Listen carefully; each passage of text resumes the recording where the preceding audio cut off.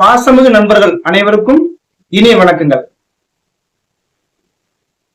மக்களுக்கான இயக்கம் அண்ணா திராவிட முன்னேற்ற கழகம், அதாவது 1972ஆம் ஆண்டு புரட்சி தலைவர் எம்ஜிஆர் அவர்கள் இந்த மாபெரும் இயக்கத்தை, அதாவது அவர் தோற்றுவிக்கவில்லை, இந்த கழகத்தை ஒரு இயக்கமாக ஒரு கழக தொண்டர் பதிவு செய்த இயக்கத்தில் தன்னை ஒரு சாதாரண உறுப்பினராக இந்த கழகத்தில் இணைத்துக் கொண்டார்.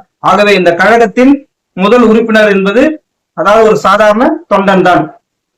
கழகம் ஆரம்பித்தவுடன் கழகம் பட்ட இன்னல்கள் கொஞ்சம் நெஞ்சம் இல்ல.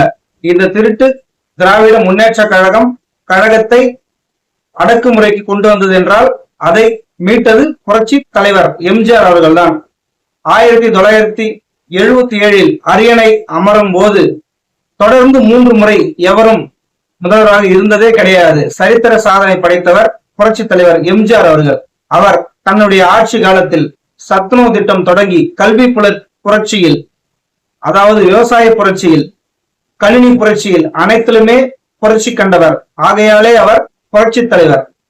பிறகு அவர் மறைந்தாலும் அவருடைய திட்டங்கள் இன்று வரை, அதாவது 2026 வரை அவர் கொண்டு வந்த திட்டங்கள் இன்றும் அவர் பெயரை சொல்லிக் கொண்டே உள்ளனர்.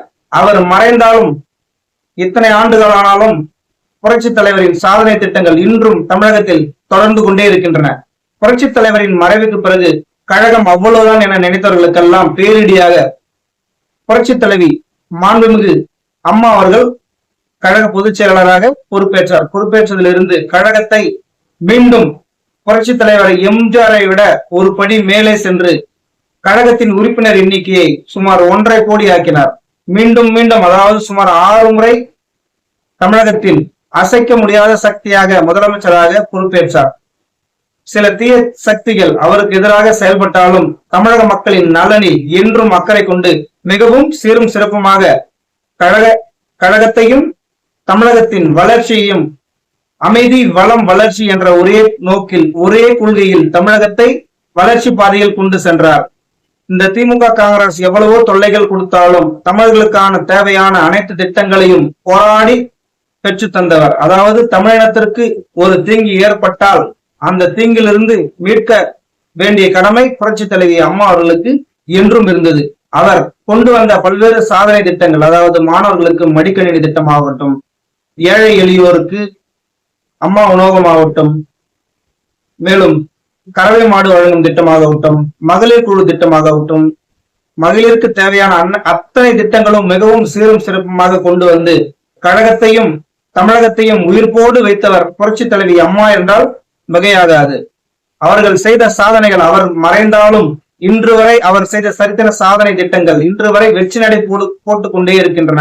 அவ்வளவுதான். புரட்சி தலைவி அம்மா அவர்கள் உடல்நலை குறைவால் இறந்து விட்டார் காரணத்தால் அண்ணா திராவிட முன்னேற்ற கழகம் அவ்வளவுதான் என்று நினைத்த துரோகிகளுக்கெல்லாம் பேரிடியாக புரட்சி தமிழர் அண்ணன் எடப்பாடியார் அவர்கள், அதாவது அண்ணா திராவிட முன்னேற்ற கழகத்தின் 3வது அத்தியாயமாக புரட்சி தமிழர் அண்ணன் எடப்பாடியார் அவர்கள் அரியணை ஏறினார். 2017ஆம் ஆண்டு அரியணை ஏறும் பொழுது தமிழகம் மிகவும் சிக்கலான சூழ்நிலையில், அதாவது கொரோனா பேரிடர் காலம், அந்த பேரிடரை மிகவும் லாபகமாக சமாளித்து தமிழகத்தை தமிழக மக்களை காத்தார் என்றால் மிகையாகாது.